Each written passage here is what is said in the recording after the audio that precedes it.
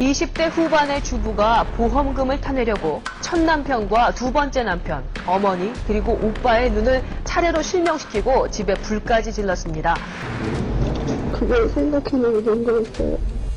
남편이 정신질환 좀 있어서 눈 자해하는 거 보고 그걸 생각해내게 된 거였어요. 뿐만 아니라 병원과 경찰, 보험사까지 완벽하게 속였습니다.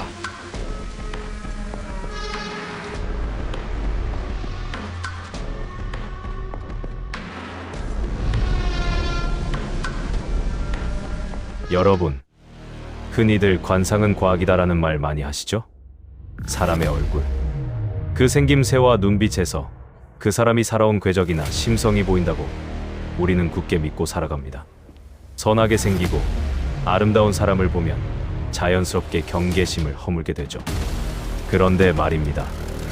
만약 그 완벽하게 아름다운 얼굴이 여러분의 눈을 찌르고 목숨을 앗아가기 위해 만들어진 완벽한 가면이었다면 어떨까요? 오늘 밤 여러분께 들려드릴 이야기는 대한민국 범죄 역사상 가장 기이하고 끔찍한 연쇄보험 살인사건, 바로 엄여인 엄인숙에 대한 이야기입니다. 이 이야기를 끝까지 듣고 나면 아마 여러분 곁에 있는 다정한 사람의 얼굴이 조금 다르게 보일지도 모릅니다. 자, 오늘의 이야기 시작하겠습니다. 사건의 시작은 지금으로부터 약 25년 전으로 거슬러 올라갑니다. 당시 엄인숙은 170cm가 넘는 훤칠한 키에 연예인 뺨치는 하얀 피부와 단아한 외모를 가졌습니다. 나긋나긋한 말투까지 더해져 주변에서는 그녀를 천사 같다고 불렀죠. 그녀는 첫 남편 이모 씨와 일찍 결혼해 예쁜 딸을 낳고 남부럽지 않게 사는 듯했습니다. 그런데 2000년 초, 이 평범한 가정에 믿을 수 없는 참극이 벌어집니다. 겨우 3살밖에 안 된, 이제 막 말문이 트이기 시작했을 그 어린 딸이 방 안책상에서 떨어지는 사고를 당합니다. 아이는 뇌진탕으로 급히 병원에 입원했지만 끝내 작은 눈을 감고 맙니다. 자식을 잃은 엄마의 마음을 감히 어떻게 표현할 수 있을까요? 엄인숙은 식음을 전폐하고 큰 상심에 빠졌습니다. 심각한 우울증으로 정신과 치료를 받기 시작했죠. 주변 사람들은 그녀의 창백한 얼굴을 보며 진심으로 함께 울어주었습니다. 하지만 여러분, 악마는 바로 이 동정심을 먹고 자라납니다. 그녀는 훗날 경찰 조사에서, 그리고 체포 당시 자백 영상에서 이렇게 말합니다. 약을 샀어야 되어서 돈이 필요했어요. 가족들도 제가 그랬을 거라 생각 안 했었을 거예요. 딸을 잃은 슬픔 때문에 마약에 손을 댔고 우울증과 마약 중독 때문에 어쩔 수 없이 불을 지르고 범행을 저질렀다는 겁니다. 딸의 안타까운 죽음조차 자신의 범죄를 정당화하는 완벽한 방패막이로 쓴 거죠. 딸이 죽고 불과 2달이 지난 2000년 4월의 밤, 우울증 약을 복용하던 엄인숙은 남편 이 씨에게 다정하게 약을 건넵니다. 요즘 당신도 잠을 못 자잖아? 내 우울증 약인데 이거 먹으면 푹 잘 수 있어. 아내를 걱정하며 그리고 믿으며 약을 삼킨 남편. 하지만 그 약에는 치사량에 가까운 수면, 성분이 들어 있었습니다. 남편이 깊은 혼수 상태에 빠지자 엄인숙은 서랍에서 아주 작고 날카로운 물건을 꺼냅니다. 바로 은색 머리핀이었습니다. 그녀는 숨소리조차 내지 않고 남편의 오른쪽 눈을 향해 그 핀을 깊숙이 찔러 넣습니다. 여러분, 각막이 예리한 물체에 관통당하면 이학적으로 어떤 일이 벌어지는지 아십니까? 눈 안의 압력, 즉 안압이 급격히 붕괴됩니다. 상처 틈으로 안구액이 흘러나오고 심각한 내부 출혈이 발생하죠. 다음 날 아침 깨어난 남편은 지옥을 경험합니다. 눈을 도려내는 듯한 극심한 통증, 빛을 보면 뇌가 찢어질 듯한 자결감, 사물이 흐려지다가 결국 오른쪽 시야 전체가 새까만 어둠으로 덮여버립니다. 영구 실명이었죠. 병원에서는 원인을 알 수 없는 각막 관통상이라 진단했고, 엄인숙은 자다가 남편이 혼자 다친 것 같다며 눈물을 훔쳤습니다. 이건 그저 워밍업이었습니다. 한 달 뒤, 그녀는 잠든 남편의 얼굴과 배에 펄펄 끓는 기름을 들이붓습니다. 피부가 다 녹아내렸죠.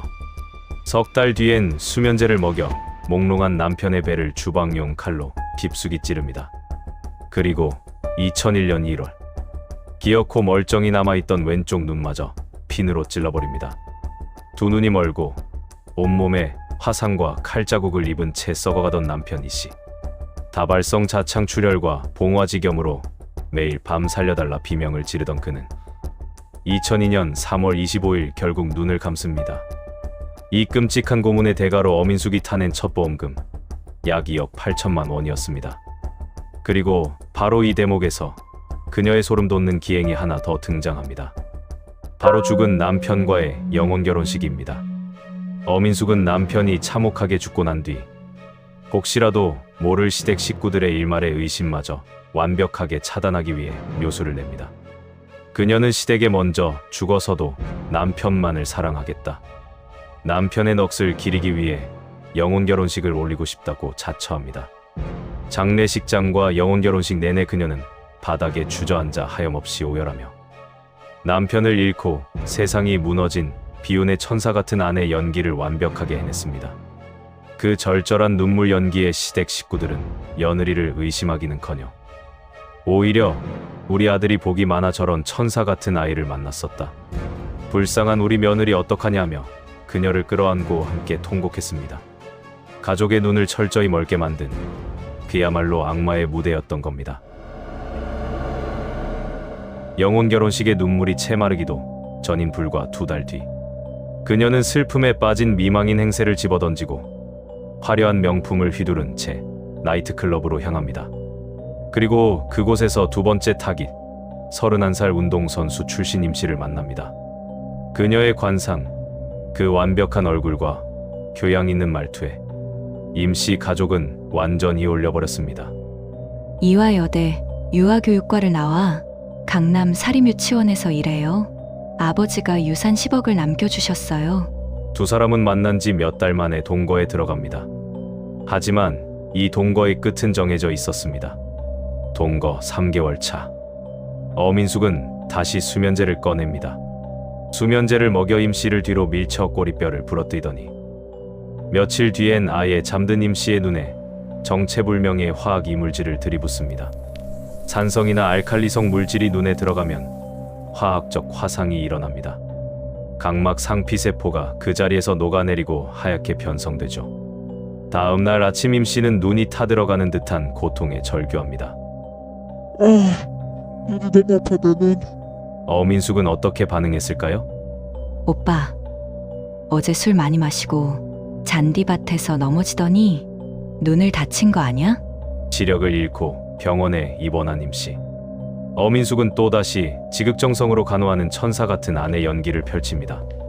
하지만 연회객이 모두 돌아가고 정막이 내려앉은 밤 그녀는 주사기를 꺼내 임씨의 링거 호스에 치명적인 이물질을 몰래 주입합니다. 임씨는 죽어가며 가족들에게 이렇게 호소했습니다. 이상해. 주사바늘을 꽂는 곳마다 살이 썩어가는 느낌이야. 너무 아파 죽겠어. 제발 저 여자가 없을 때 나한테 빨리 좀 와줘. 그의 절규는 닿지 못했습니다. 임씨는 폐혈증으로 온몸이 썩어 들어가며 동거 10달 만에 처참하게 사망합니다. 어민숙은 두 번째 남편의 시신부검을 결사반대하며 3,880만 원의 보험금을 챙겨 잠적해버립니다. 남편 2명의 목숨값으로 받은 3억이 넘는 돈. 이 돈은 도대체 어디로 갔을까요? 어민숙은 이 돈을 호스트바에 가서 수천만 원씩 뿌리고 최고급 명품을 사들이는 쾌락과 유흥비로 남김없이 탕진합니다. 돈이 떨어지자 그녀의 시선은 가장 가까운 곳을 향합니다. 바로 피를 나눈 가족이었습니다. 상해 부위 중 실명이 가장 억대의 보험금이 나온다는 걸 그녀는 이미 2번의 살인으로 완벽하게 학습한 상태였죠.